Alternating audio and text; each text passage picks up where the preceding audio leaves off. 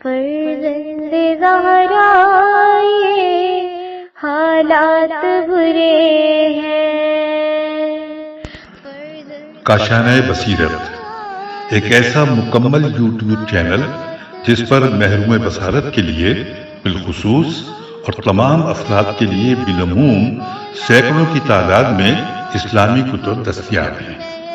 لہذا گزارش ہے کہ آپ اپنی ذمہ داری نبھاتے ہوئے کاشانہ بصیرت کو سبسکرائب کرنے کے ساتھ ساتھ بیل آئیکن کو پریس کیجئے تاکہ آپ علم کے حصول کے ساتھ ساتھ مذہب اہل بیت کی اشاعت میں بھی اہم کردار ادا کرتے رہیں۔ کاشانہ بصیرت۔ فرزند زہرا یہ حالات برے ہیں۔ بسم اللہ الرحمن الرحیم۔ السلام علیکم۔ یہ کتاب آپ کے لیے کاشانہ بصیرت کی یوٹیوب چینل کی جانب سے ریکارڈ کی جا رہی ہے۔ نام کتاب احسن الفوائد شرح رسالہ اعتقادیہ، تالیف شیخ صدوق علیہ رحمہ۔ اب ہم کتاب کا پارٹ نمبر 40 پڑھیں گے۔ 28واں باب حساب و میزان کے متعلق عقیدے کی تفصیل کا بقیہ حصہ۔ صفحہ نمبر 404 حقوق الناس کی شدت کا بیان۔ انوار نعمانیہ میں مرقوم ہے کہ بعض روایات میں وارد ہے کہ آدمی کو عرصہ محشر میں برملا لا کر کھڑا کیا جائے گا اور ایک منادی ندا کرے گا کہ اے لوگو، جس نے اس شخص سے کوئی حق لینا ہو وہ آئے اور آ کر لے جائے۔ اس وقت اہل محشر کے لیے اپنے پہچاننے والوں کو دیکھنے سے زیادہ سخت کوئی چیز نہ ہوگی کہ مبادہ اس سے کوئی مطالبہ کرے۔ وارد ہے کہ ارباب خمس اس کے دامن کو پکڑ لیں گے اور بارگاہ ایزدی میں عرض کریں گے کہ اس نے ہمارا خمس کھایا اور ہمیں ہمارا حق نہ دیا۔ اسی طرح مستحقین زکوٰۃ اس کے دامن کو پکڑ کر اپنی حق تلفی کی فریاد کریں گے۔ خداوند عالم ان حقوق مالیہ کے عوض ان کو اس شخص کی نیکیاں دے گا۔ اس طرح اگر اس نے کسی اور شخص کی کوئی حق تلفی کی ہوگی تو وہ اٹھ کر اپنے حقوق کا مطالبہ کرے گا، اور معاملہ اس قدر سخت ہوگا کہ محدث جزائری انوار میں فرماتے ہیں اگر کسی شخص نے کسی کا بقدر چاندی کے ایک دانق کے درہم کے چھٹے حصے کا ایک سکہ مصباح اللغات نقصان کیا ہوگا تو اس کے معاوضے میں صاحب حق کو اس شخص کی 700 مقبول شدہ نمازیں دے دی جائیں گی۔ اللہ اللہ، یہ تو ایک دانق کے برابر نقصان کرنے اور مخلوق خدا کو گزند پہنچانے والوں کی سزا ہے۔ لیکن جن بدبختوں کی تمام عمر گزر اوقات ہی حقوق الناس پر ڈاکہ ڈالنے پر رہی ہو، اس کا انجام کیا ہوگا، خصوصاً جب کہ نیکیوں کا پلہ بھی ہلکا ہو۔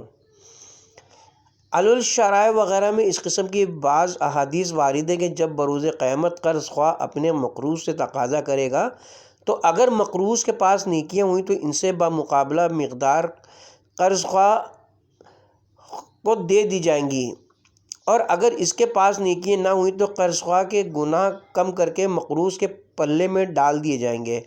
ایسا ہی ایک طویل حدیث کے ضمن میں مرقوم ہے جو بحوالہ اصول کافی حق الیقین علامہ مجلسی میں مرقوم ہے، اور امام زین العابدین علیہ السلام سے منقول ہے کہ آپ نے ایک سائل کے اس سوال کے جواب میں فرمایا کہ فرزند رسول، اگر کسی مسلمان نے کسی کافر سے کوئی حق لینا ہو تو اس کی تلافی کیوں کر ہوگی، کیونکہ کافر تو جہنمی ہے، اس کے پاس حسنات تو ہے نہیں۔ آپ نے فرمایا اس حق کی مقدار کے مطابق اس کافر کے عذاب و عقاب میں اضافہ کر دیا جائے گا۔ سائل نے عرض کیا اگر کسی نے کسی پر ظلم کیا ہو تو ظلم کا انصاف کیوں کر کیا جائے گا؟ فرمایا ظالم کی نیکیاں بقدر ظلم مظلوم کو دے دی جائیں گی۔ سائل نے پھر عرض کیا اگر اس ظالم کے پاس نیکیاں نہ ہوں تو پھر کیا کیا جائے گا؟ فرمایا مظلوم کے گناہوں کا بوجھ ظالم پر ڈال دیا جائے گا۔ جناب امیر المومنین علیہ السلام فرماتے ہیں گناہ 3 قسم کے ہیں، ایک گناہ وہ ہے جو معاف کر دیا جائے گا، دوسرا وہ ہے جو ہرگز معاف نہ ہوگا، تیسرا وہ گناہ ہے جس کی بخشش کی امید تو ہے مگر اس کا اندیشہ ضرور ہے۔ نہج البلاغہ۔ پہلی قسم سے مراد وہ گناہ ہے جس کی سزا خدا دار دنیا میں دے دے گا۔ خدا کی ذات اس سے اجل و عرفہ ہے کہ 2 بار اپنے بندے کو سزا دے۔ دوسری قسم سے مراد بعض بندوں کا بندوں پر ظلم و جور ہے۔ خداوند عالم نے اپنی عزت و جلالت کی قسم کھائی ہے کہ ظالم کا ظلم مجھ سے تجاوز نہیں کرے گا، اگرچہ صرف ہاتھ پر ہاتھ مارا گیا ہو۔ تیسری قسم سے مراد وہ گناہ ہے جسے خدا نے پوشیدہ رکھا ہو اور پھر گناہگار کو توفیق توبہ بھی نصیب ہو گئی ہو۔ یہ وہ گناہ ہے جس کا مرتکب اپنے گناہ سے خائف اور رحمت پروردگار کا امیدوار ہے۔ کس قدر مفلس و بےکس اور بے بس ہوگا وہ انسان جس کے حسنات بروز قیامت دوسروں کی طرف چلے جائیں گے یا دوسروں کے سیئات اس کی طرف منتقل ہو جائیں گے۔ اسی لیے روایت میں وارد ہے کہ ایک دفعہ جناب رسول خدا صلی اللہ علیہ وسلم نے اپنے صحابہ سے دریافت فرمایا کہ تم جانتے ہو کہ مفلس اور نادار کون ہیں؟ صحابہ نے فرض کیا یا رسول اللہ ہمیں وہ مفلس کہلاتا ہے جس کے پاس درہم و دینار اور مال و متاع نہ ہو۔ آپ نے فرمایا در حقیقت میری امت میں مفلس و نادار وہ ہے جو بروز قیامت نماز و روزہ حج و زکوٰۃ کے ساتھ آئے گا، لیکن اس کے ساتھ ساتھ اس نے کسی کو گالیاں دی ہوں گی، کسی کا مال کھایا اور دبایا ہوگا، کسی کو قتل کیا ہوگا، کسی کو مارا پیٹا ہوگا۔ انوار نعمانیہ کتاب کا حوالہ ہے۔ لہٰذا ان مظلوموں میں سے ہر ایک کو اس کی نیکیوں میں سے دے دی جائیں گی، اور اگر ادائیگی حقوق سے پہلے اس کی نیکیاں ختم ہو گئیں تو ان کے گناہ اس کے پلے میں ڈال دیے جائیں گے اور پھر اسے آتش جہنم میں ڈال دیا جائے گا۔ ادائیگی حقوق کی ترغیب۔ چونکہ حقوق الناس کا معاملہ بہت سخت ہے، اس لیے حکمہ ربانیین یعنی پیغمبر اسلام و ائمہ طاہرین علیہم السلام نے دار دنیا میں حقداروں سے حق بخشوانے یا ان کے حقوق ادا کرنے کی بہت تاکید فرمائی ہے اور اس امر کی بہت ترغیب دی ہے۔ چنانچہ انوار نعمانیہ میں حضرت کی یہ حدیث موجود ہے، فرمایا یعنی کوئی انسان ایک درہم اپنے طلبگاروں کو واپس کر دے تو یہ 1000 برس کی عبادت، 1000 غلام آزاد کرنے، 1000 حج و عمرہ بجا لانے سے بہتر ہے۔ نیز جزائری مرحوم نے ائمہ علیہم السلام سے مراسلاً نقل کیا کہ انہوں نے فرمایا جو اپنے طلبگاروں کو راضی کرے اس کے لیے بلا حساب جنت واجب ہو جاتی ہے اور جنت میں اسے اسماعیل کی رفاقت نصیب ہوگی۔ تذنیب عجیب۔ ضروریات زندگی پر حساب و کتاب کے ہونے یا نہ ہونے کے بارے میں اخبار و آثار بظاہر مختلف ہیں، اس سلسلے میں درج ذیل تحقیق قابل دید ہے۔ سرکار علامہ مجلسی علیہ رحمہ ثالث بحار الانوار میں مباحث حساب و کتاب لکھنے کے بعد بعنوان تذنیب رقم تراز ہیں، یعنی جاننا چاہیے کہ اصل حساب حق ہے۔ اس کے متعلق آیات متکاثرہ اور اخبار متواترہ وارد ہوئے ہیں، لہٰذا اس کا اعتقاد رکھنا تو واجب ہے۔ باقی رہا یہ امر کہ آدمی سے کن کن چیزوں کا محاسبہ کیا جائے گا، اس سلسلے میں اخبار مختلف ہیں۔ بعض روایات میں وارد ہے کہ کھانے پینے پہننے کے متعلق جن حلال چیزوں میں بندے نے تصرف کیا ہوگا اس کے متعلق اسے سوال نہیں کیا جائے گا، لیکن بعض روایات میں وارد ہے کہ حلال دنیا میں حساب اور حرام میں عقاب ہوگا۔ ان دونوں قسم کی روایات میں دو طرح پر جمع ہو سکتی ہیں۔ اول اس طرح کہ پہلی قسم کی روایتوں کو مومنین پر محمول کیا جائے اور دوسری قسم کو غیر مومنین پر یعنی کامل الایمان لوگوں سے ان اشیاء کا حساب نہیں لیا جائے گا اور دوسروں سے ان کا محاسبہ ہوگا۔ دوم اس طرح کہ پہلی قسم کی روایات کو امور ضروریہ مثل کھانے پینے پہننے اور نکاح کرنے پر عمل کیا جائے کہ ان کا حساب نہیں ہوگا، اور دوسری قسم کی روایت کو زائد از ضرورت صرف کرنے یا بلا ضرورت شرعیہ کسی جگہ بطور اسراف و تبذیر خرچ کرنے اور بلا ضرورت ان کی جمع آوری میں وقت عزیز ضائع کرنے پر معمول کیا جائے، اور بعض اخبار اس جمع بین الاخبار کی تائید کرتی ہیں۔ سرکار علامہ کی یہ فرمائش بہت متین بلکہ درسمین ہے۔ بروز قیامت خداوند عالم کے احتجاج کا بیان۔ امالی شیخ مفید علیہ رحمت میں روایت ہے کہ حضرت امام محمد باقر علیہ السلام سے آیت مبارکہ قل فلہ الحجۃ البالغہ، کہہ دو اللہ کے لیے حجت بالغہ کا مطلب دریافت کیا گیا۔ آپ نے فرمایا یعنی جب قیامت کا دن ہوگا تو خداوند عالم اپنے بندے سے پوچھے گا، اے میرے بندے کیا تو عالم تھا؟ اگر اس نے اس بات میں جواب دیا تو ارشاد ہوگا تو نے اپنے علم پر عمل کیوں نہ کیا، اور اگر اس نے یہ کہا کہ میں تو جاہل تھا تو اسے فرمائے گا تو نے کیوں علم حاصل نہیں کیا تھا؟ تاکہ عمل کر سکتا ہے، اس طرح وہ مغلوب ہو جائے گا۔ یہ مطلب ہے اللہ کی حجت بالغہ کا۔ اصول کافی میں حضرت امام جعفر صادق علیہ السلام سے مروی ہے، فرمایا یعنی بروز قیامت ایسی خوبصورت عورت کو بلایا جائے گا جو اپنے حسن و جمال کی وجہ سے بعض گناہوں میں مبتلا ہو چکی ہوگی۔ وہ عرض کرے گی یا اللہ تو نے مجھے حسن و جمال دیا تھا اس لیے میں گناہوں میں مبتلا ہو گئی۔ اس وقت حضرت مریم علیہ السلام کو پیش کر کے اس عورت سے پوچھا جائے گا تو زیادہ خوبصورت تھی یا یہ جسے ہم نے حسن و جمال بھی دیا تھا مگر اس کے باوجود اس نے گناہ نہیں کیا؟ پھر اس خوبصورت مرد کو نظام حساب میں لایا جائے گا جس نے باوجہ اپنے حسن و جمال گناہ کیے ہوں گے۔ عرض کرے گا بار الہ تو نے مجھے حسن دیا تھا جس کی وجہ سے مبتلا گناہ ہو گیا۔ اس وقت حضرت یوسف علیہ السلام کو پیش کر کے خدا ارشاد فرمائے گا تو زیادہ خوبصورت ہے یا یہ جسے ہم نے حسن و جمال دیا تھا مگر اس نے گناہ نہیں کیا؟ اس طرح پھر اس مبتلا مصیبت کو لایا جائے گا جس نے باوجہ تکلیف گناہ کی ہوں گے۔ وہ عرض کرے گا میرے اللہ تو نے میری تکلیف سخت کی تھی اس لیے مجھ سے گناہ ہو گیا۔ اس وقت جناب ایوب علیہ السلام کو پیش کر کے کہا جائے گا آیا تیری تکلیف زیادہ تھی یا ان کی؟ دیکھیے ان کو کس قدر سخت بلا و مصیبت میں گرفتار کیا گیا مگر پھر بھی انہوں نے کوئی گناہ نہیں کیا۔ اسی طرح خدائے حکیم نے تمام شعبۂ حیات زندگی میں اپنی کچھ حجتیں مقرر کر رکھی ہیں جن کے ذریعے وہ اتمام حجت کرتا ہے، جیسے امراء و سلاطین کی بیویوں کے لیے جناب آسیہ، وزراء کے لیے جناب حزقیل وغیرہ۔ نامہائے اعمال کا ہاتھوں میں دیا جانا۔ بکثرت آیات اور روایات سے معلوم ہوتا ہے کہ جب مردے قبروں سے اٹھائے جائیں گے تو ان کے ہاتھوں میں ان کے نامہائے اعمال دے دیے جائیں گے۔ سعادہ کا نامہ اعمال ان کے دائیں ہاتھ میں ہوگا اور اشقیاء کا بائیں ہاتھ میں۔ چنانچہ ارشاد قدرت ہے سورہ بنی اسرائیل پارہ نمبر 15 رکوع نمبر 2 ہم بروز قیامت ہر بندے کے لیے ایک کتاب نامہ اعمال نکالیں گے جسے وہ کھلا ہوا پائے گا۔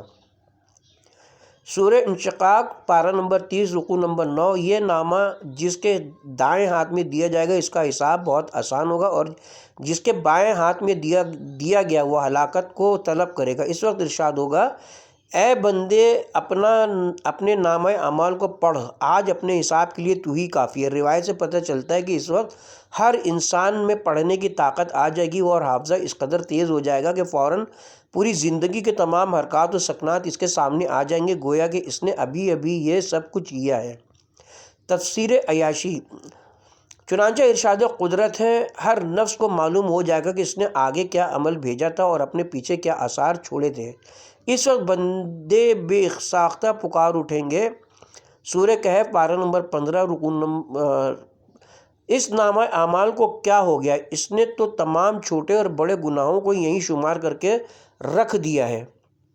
طریفہ۔ بعض آیات اور روایات سے مستفاد ہوتا ہے کہ اس وقت کچھ ایسے بے حیا لوگ بھی ہوں گے کہ ایسے وقت میں صاف صاف انکار کر دیں گے کہ بار الہ یہ اعمال و افعال جو اس نامے میں درج ہیں یہ ہمارے نہیں ہیں۔ تفسیر قمی میں امام جعفر صادق علیہ السلام سے مروی ہے، فرمایا اس وقت خداوند عالم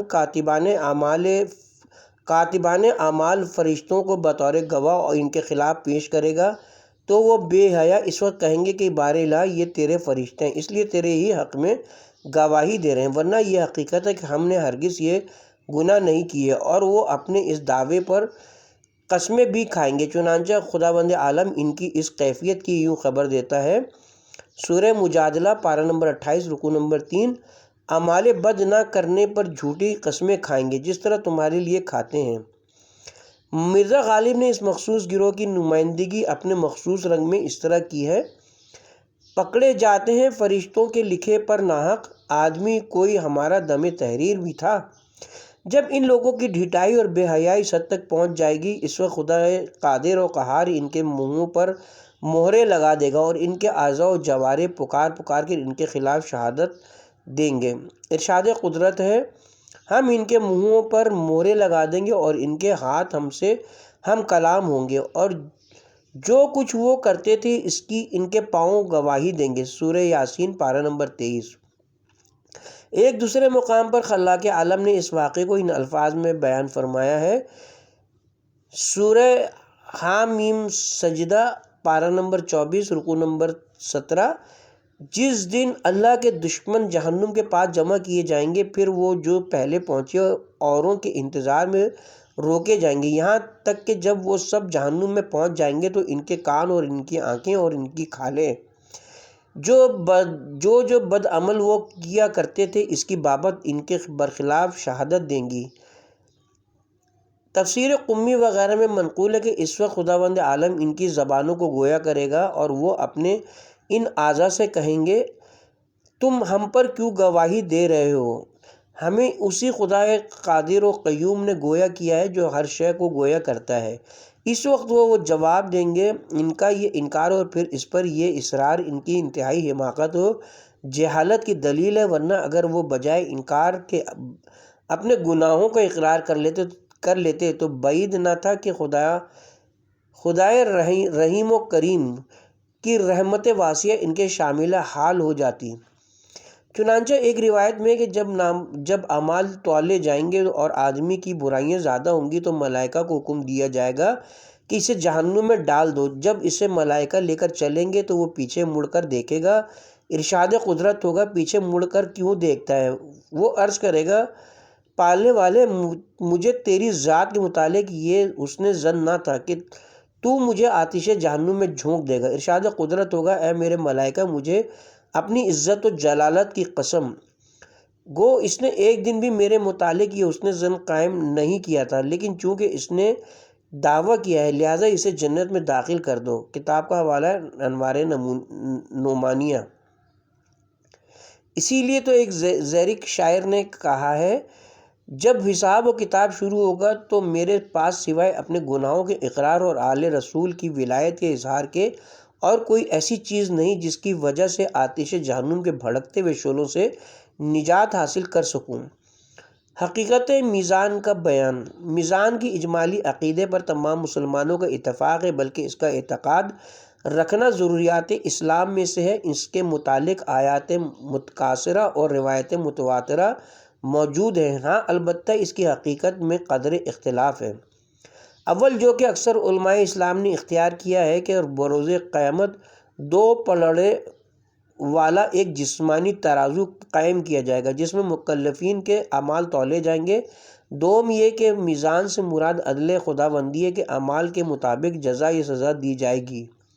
سوم یہ کہ اس سے مراد انبیاء و اوصیاء علیہم السلام ہے، چونکہ لغت میں میزان کے معنی وہ چیز جس کے ذریعے کسی چیز کی مقدار معلوم کی جائے، اسی وجہ سے مختلف چیزوں کی مقدار معلوم کرنے کے میزان علیحدہ علیحدہ ہوتے ہیں۔ عام مادی اشیاء کا وزن معلوم کرنے کے لیے مادی ترازو ہوتا ہے اور غیر مادی چیزوں کے غیر مادی جیسے اشعار کے لیے عروض فلکیات کے لیے اسطرلاب میزان مقرر ہے۔ اگرچہ خدا تعالیٰ کے مظاہر عدل انبیاء و اوصیاء کو بھی جن کی اتباع باعث دخول جنت اور مخالفت موجب دخول نار ہے میزان کہا جاتا ہے، لیکن ظواہر قرآن و حدیث اور اکثر علماء اسلام کے اقوال سے بھی جو کچھ ظاہر ہوتا ہے وہ یہ کہ میزان جس کا اعتقاد ضروری ہے وہ بمعنی اول ہی ہے، اور ارشاد قدرت ہے سورہ اعراف پارہ نمبر 8 رکوع نمبر 8، اور اس دن کی تول برحق ہے، اور پس جس کی نیکیاں بھاری ہوں گی وہی تو کامیاب ہے، اور جس کی نیکیاں ہلکی ہوں گی وہ وہی ہے جنہوں نے ہماری نشانیوں پر ظلم کرنے کے سبب اپنے آپ کو نقصان پہنچایا۔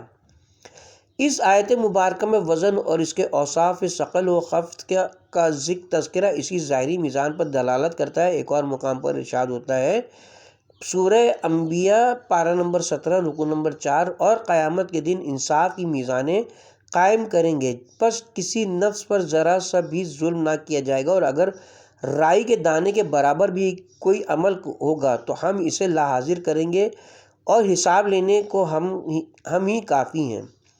اس آیت میں بھی میزان نصب کرنے اور اس میں چھوٹے یا بڑے عمل کو وزن کرنے کا بصارت ذکر موجود ہے۔ اس مضمون کی اخبار جن میں میزان کے نصب کرنے اور اس میں اعمال کے تولے جانے کا تذکرہ موجود ہے اس قدر زیادہ کہ یا ان کا عدد احصاء مشکل ہے۔ شائقین تفصیل سیوم بحر الانوار وغیرہ کتب مفصلہ کی طرف رجوع کریں۔ دو شبہات اور ان کے جوابات۔ اول یہ کہ آیا خداوند عالم کو اس میزان کے بغیر یہ علم نہیں کہ کس انسان کے حسنات کس قدر ہیں اور سیئات کس قدر، تاکہ ترازو قائم کرنے کی ضرورت لاحق ہو۔ دوم یہ کہ اعمال کس طرح تولے جائیں گے۔ تولی تو وہ چیز جاتی ہے جو جسمدار ہو،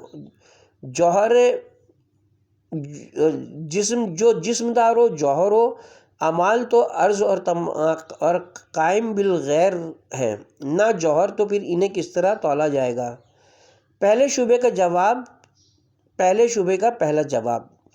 پہلے شبے کے سلسلے میں پہلا جواب تو یہ کہ ممکن ہے مختلف لوگوں کے اعتبار سے میزان مختلف ہو، جیسا کہ علامہ جزائری نے اسی نظریے کو اختیار کیا ہے، نیز صاحب سبیل النجاہ نے بھی اسے پسند فرمایا ہے۔ یعنی کامل اہل ایمان کے لیے میزان سے مراد عدل خداوندی اور انبیاء و اوصیاء علیہم السلام ہے، مگر فساق و فجار اور منافقین و اشرار کے لیے ترازو قائم کیا جائے تاکہ ان کا انجام محسوس و مشاہد ہو جائے اور ان کی کارکردگی ان کے سامنے آ جائے، اور دیگر اہل محشر بھی مشاہدہ کر لیں تاکہ ان کو یقین کامل ہو جائے کہ ان کی سزا انہی کے عقائد و اعمال ناشائستہ کا نتیجہ، اور اس سلسلے میں خدائے رحمان کو مورد الزام قرار نہ دیں۔ دوسرا جواب، اس شبے کا دوسرا جواب یہ کہ ممکن ہے کہ تمام لوگوں کے لیے یہی ظاہری جسمانی طور پر ترازو قائم کیا جائے، اور اس کی وجہ یہ ہو کہ اہل ایمان کو امتحان میں کامیابی اور کامرانی کا مشاہدہ کر کے بے حساب فرحت و انضباط، اور اہل جہنم کو دخول جہنم سے پہلے انتہائی ذلت و رسوائی اور حسرت و ندامت کا سامنا ہو۔ اس امر کی معقولیت میں کوئی معقول انسان کلام نہیں کر سکتا۔ دوسرے شبے کا تحقیقی جواب۔ دوسرے شبے کے جواب میں واضح ہونا چاہیے کہ ظاہری میزان کے قائلین کے درمیان اس امر میں اختلاف ہے کہ میزان میں کیا تولا جائے گا۔ چنانچہ ایک قول تو یہ کہ صحائف اعمال تو تولے جائیں گے، دوسرا قول یہ کہ اعمال حسنہ کو ایک خوبصورت شکل میں مشکل کر کے اور اعمال سیئہ کو ایک بدصورت حیت میں تبدیل کر کے لایا جائے گا اور ان صورتوں کو تولا جائے گا۔ تیسرا قول یہ کہ خود اعمال حسنہ و سیئہ اس عالم میں مجسم ہو جائیں گے، اگرچہ دار دنیا میں عرض کا جوہر اور جوہر کا عرض ہو جانا محال ہے، لیکن عالم کے بدل جانے سے یہ انقلاب ممکن ہے۔ چنانچہ محقق جلیل علامہ شیخ بہائی علیہ رحمہ اپنی کتاب اربعین میں بذل شرح حدیث نام فرماتے ہیں، یعنی حق یہ ہے کہ بروز قیامت خود اعمال تولے جائیں گے، نہ کہ صحیفہ ہائے اعمال۔ اس کے بعد نشاط اخرویہ میں انقلاب ماہیت کے جواز پر دلائل ذکر فرمائے ہیں۔ اسی طرح محدث سید نعمت اللہ جزائری انوار نعمانیہ میں فرماتے ہیں، یعنی اخبار مستفیضہ بلکہ متواترہ سے جو امر صراحتاً ثابت ہوتا ہے وہ یہ کہ اعمال مجسم ہو جائیں گے اور خود یہی اعمال بروز قیامت میزان عدل میں تولے جائیں گے۔ قیامت میں تجسم اعمال کے بعض دلائل۔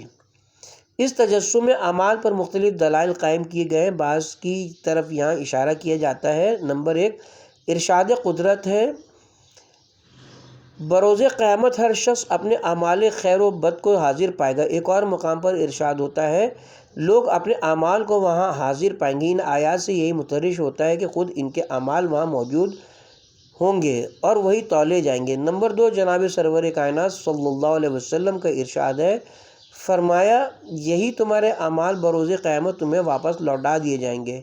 نمبر 3، حضرت صلی اللہ علیہ وسلم کی حدیث ذیل سے بھی یہی مطلب ثابت ہوتا ہے۔ جناب نے قیس بن عاصم سے فرمایا،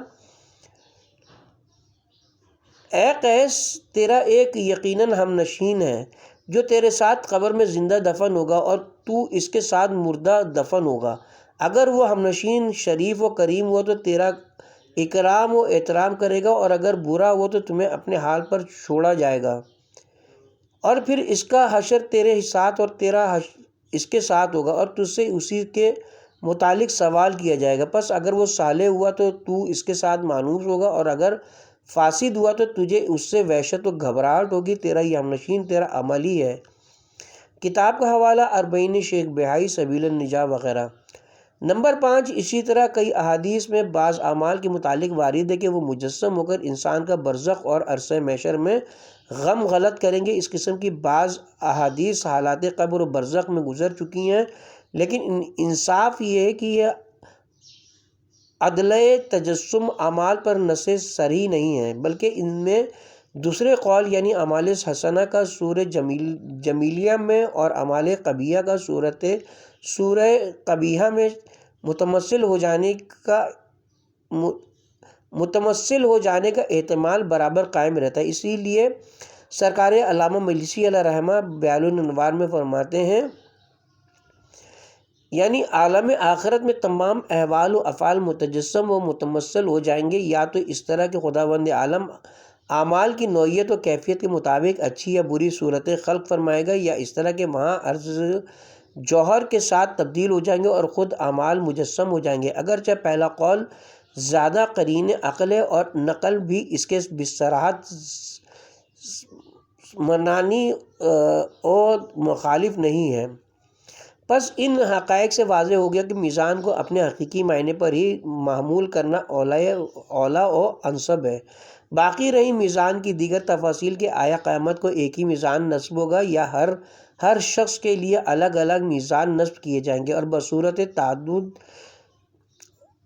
اصول دین اور فروع دین کے لیے ایک ہی میزان ہوگا یا مختلف ہوں گے، ان تفاصیل کا علم حاصل کرنا ضروری نہیں ہے، بلکہ اجمالی ایمان رکھنا کافی ہے۔ انہی حقائق سے یہ بھی معلوم ہو گیا کہ جو قول متن میں اختیار کیا گیا ہے کہ میزان سے مراد اوسیاں ہیں، یا جو قول اس کی شرح میں حضرت شیخ مفید علیہ رحمہ نے اختیار فرمایا کہ اس سے مراد صرف عدل خداوندی ہے، اور اپنے اس نظریے کی بنیاد محض ظاہری میزان کی استبعاد پر رکھی ہے، اور اس طرح تمام ظواہر قرآن و حدیث کی تعویل فرمائی ہے، وہ محل نظر و اشکال ہے۔ اسی لیے علماء متاخرین نے ان کی فرمائش کو نقد و تبصرہ کی میزان پر جانچتے ہوئے فرمایا ہے، یعنی ان عقلی وجوہ اور وہمی اعتبارات کی وجہ سے جو تار عنکبوت سے بھی زیادہ کمزور ہیں، آیات و روایات کے ظاہری معنی سے دستبرداری اختیار نہیں کی جا سکتی۔ کتاب کا حوالہ حق الیقین مولانا سید عبداللہ شبر رحمۃ اللہ علیہ۔ اسی طرح سے سرکار مجلسی علیہ رحمہ نے حضرت شیخ مفید علیہ رحمہ کی تعبیل نقل کرنے کے بعد فرمایا ہے کہ ان عقلی وجوہ اور وہمی استبعادات کی بنا پر ظواہر آیات سے دستبردار ہونا مشکل ہے۔ ہاں، اگر حضرت شیخ مرحوم اپنی اس تعویل کی بنیاد بجائے عقلی وجوہات پر قائم کرنے کے بعض ان حدیث پر رکھتے جو ان کی تائید میں وارد ہوئے ہیں، تو کسی حد تک یہ امر درست بھی تھا، کیونکہ بعض روایات میں میزان کی تعویل عدل باری اور انبیاء و اوصیاء علیہم السلام کے ساتھ کی گئی ہے۔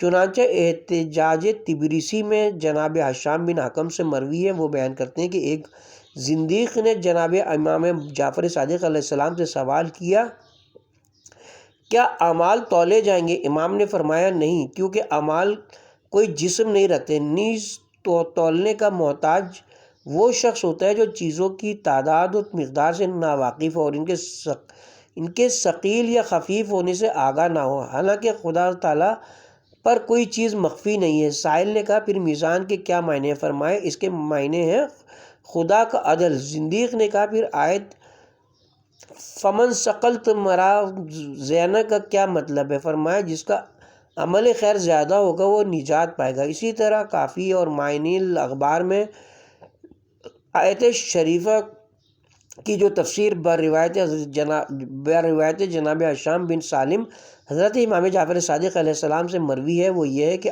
جناب نے فرمایا کہ میزان سے مراد انبیاء و اوصیاء علیہم السلام ہیں۔ یہ مسئلہ فی الجملہ قالب اشکال میں آ جاتا ہے، اور معتاد علماء کی روش بہت عمدہ ہے کہ میزان کی اجمالی حقانیت پر ایمان رکھا جائے اور اس کی تفصیل و حقیقت کا علم خالق میزان یا اس کے حقیقی نمائندگان علیہم السلام کے سپرد کیا جائے۔ چنانچہ غواص بحر الانوار سرکار علامہ مجلسی علیہ رحمہ حق الیقین میں میزان کے متعلق مباحث طویلیہ کے بعد فرماتے ہیں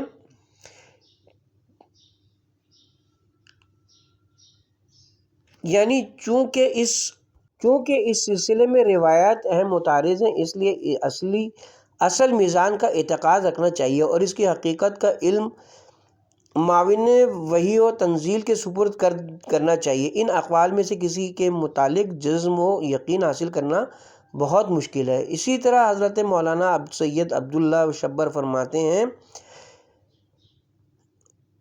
احوت وادی یہ ہے کہ میزان پر اجمالی ایمان رکھا جائے اور اس کی حقیقت کا علم خداوند عالم اور اس کے انبیاء و خلفاء کے سپرد کیا جائے، اور جس چیز کی حقیقت واضح طور پر ہمارے لیے بیان نہیں کی گئی اس کے معلوم کرنے کے لیے تکلف نہ کیا جائے۔ اعضاء و جوارح کی شہادت کے متعلق ایک اشکال کا جواب۔ ابھی اوپر بروز قیامت اعضاء و جوارح کا بندوں کے افعال و اعمال کے بارے میں شہادت دینے کا تذکرہ کیا جا چکا ہے۔ ممکن ہے موجودہ تہذیب و تمدن کے فرزند اس امر پر زبان اعتراض دراز کریں کہ یہ کیسے ممکن ہے کہ ہاتھ پیر وغیرہ اعضاء بول کر اعمال کی گواہی دیں جبکہ ان میں قوت گویائی نہیں ہے۔ اس کا جواب یہ کہ یہ محض ایک استبعاد ہے جس کی بنا پر قرآن و سنت سے ثابت شدہ حقائق کا انکار نہیں کیا جا سکتا۔ خدا کی قدرت کاملہ پر ایمان رکھنے والوں کے لیے تو اس مقام پر اطمینان قلب حاصل کرنے کے لیے وہی جواب کافی ہے جو اسی آیت میں مذکور ہے جس کے اندر اعضاء کے شہادت دینے کا تذکرہ ہے۔ سورہ حامیم سجدہ۔ ہمیں اسی خدائے قادر نے گویا کیا ہے جس نے اپنی قدرت کاملہ سے ہر چیز کو گویا کیا ہے، جو قادر مطلق ایک نقطہ گندیدہ میں سے حضرت انسان ایسی کامل مخلوق کو پیدا کر سکتا ہے، نیز ایسے مشکل کام انجام دے سکتا ہے جو تصور انسانی سے بھی باہر ہیں۔ اس کے لیے اعضاء و جوارح کو حیات اور قوت نطق عطا فرما کر گویا کر دینا کوئی مشکل امر نہیں ہے۔ ہر چیز کا تسبیح خدا ادا کرنا قرآن کی آیات مبارکہ سے شجر و حجر کا نبی اعظم صلی اللہ علیہ وسلم کی نبوت و رسالت کی شہادت دینا روایت معتبرہ سے ثابت ہے۔ لہذا اعضاء و جوارح کا بولنا اور شہادت دینا کوئی قابل تعجب امر نہیں ہے۔ البتہ اس سائنسی دور میں ایسے حقائق کا محض تعصب یا جہالت کی بنا پر انکار کرنا تعجب خیز اور مستبد ہے۔ جب انسان خدا کی دی ہوئی طاقت و قدرت سے ایسے آلات ایجاد کر سکتا ہے جو صورت اور حروف اور طریقے ادائے مطلب تک کو اپنے اندر محفوظ رکھتے ہیں جیسے فوٹوگراف، ٹیپ ریکارڈ وغیرہ، اس میں بند شدہ الفاظ و مطالب کو جب چاہیں بینہی سماعت کر سکتے ہیں، تو اگر خدائے قادر و قیوم یہ خبر دے کہ یہ تمہارے اعضاء و جوارح بھی تمہارے افعال و اعمال کے محافظ و نگران ہیں اور بروز قیامت باذن اللہ تمام حالات و کوائف کو بیان کر دیں گے، تو اہل عقل و انصاف بتائیں کہ اس میں کون سی تعجب و استبعاد کی بات ہے۔ اس کے ساتھ ہی ہم یہاں پہ کتاب کے پارٹ نمبر 40 کا اختتام کرتے ہیں۔ 28واں باب حساب و میزان کے متعلق عقیدہ کی تفصیل کا بیان ابھی جاری ہے اور پارٹ نمبر 41 کا آغاز ہم اسی باب سے کریں گے انشاءاللہ۔